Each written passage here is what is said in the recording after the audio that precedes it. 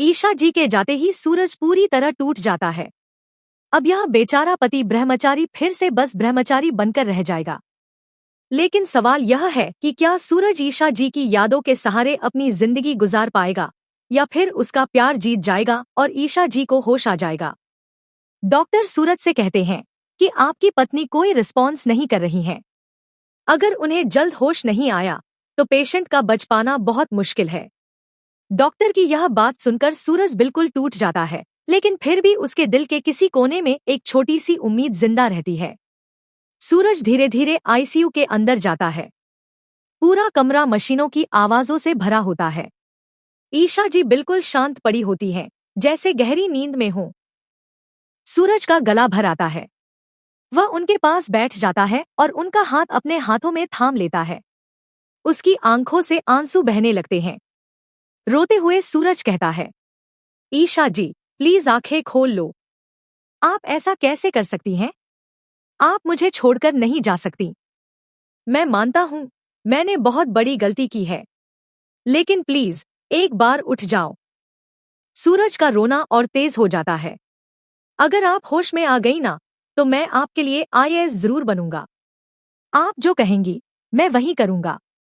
कभी आपसे झगड़ा नहीं करूंगा, कभी आपसे नजर नहीं फेरूंगा। आप ही मेरी पूरी जिंदगी हो ईशा जी, प्लीज आंखें खोल लो। जैसे ही सूरज यह कहता है, अचानक ईशा जी की पलकें हल्की सी हिलती हैं। धीरे धीरे उनकी आंखें खुल जाती हैं।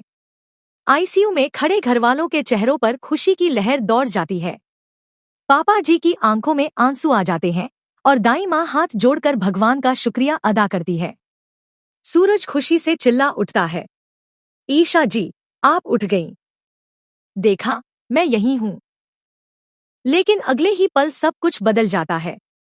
जैसे ही ईशा जी अपनी आंखों से सूरज का चेहरा देखती हैं, उनकी आंखों में अजीब सा डर आ जाता है।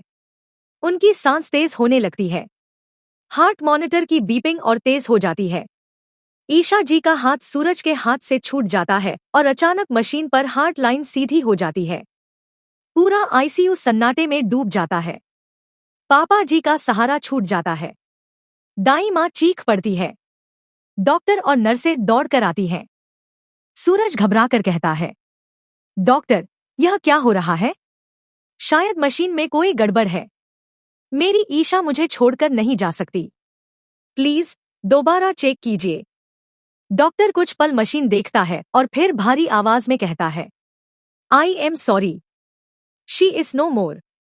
यह सुनते ही सूरज पागल सा हो जाता है। नहीं, यह झूठ है। आप हट जाइए। मैं अपनी ईशा जी को होश में लाकर रहूंगा। सूरज जबरदस्ती डीसी शॉक पैडल्स उठा लेता है। डॉक्टर रोकने की कोशिश करता है, लेकिन सूरज किसी की नहीं सुनता। एक बार फिर दूसरी बार शॉक दिया जाता है, मगर ईशा जी का शरीर बिल्कुल शांत रहता है। डॉक्टर भारी आवाज में कहता है, बस कीजिए सूरज, अब बहुत हो चुका है। सूरज के हाथ कांप जाते हैं। पैडल्स नीचे गिर जाते हैं। वह टूटकर ईशा जी से लिपट जाता है और फूट फूट कर रोने लगता है। ईशा जी उठ जाओ ना।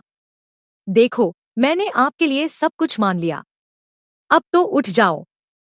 आप मुझे अकेला कैसे छोड़ सकती हो? पूरा आईसीयू सूरज के दर्द से गूंज उठता है। वह बस यही दोहराता रहता है, मेरी ईशा मुझे छोड़कर नहीं जा सकती, नहीं जा सकती। लेकिन सबसे बड़ा सवाल अभी बाकी है।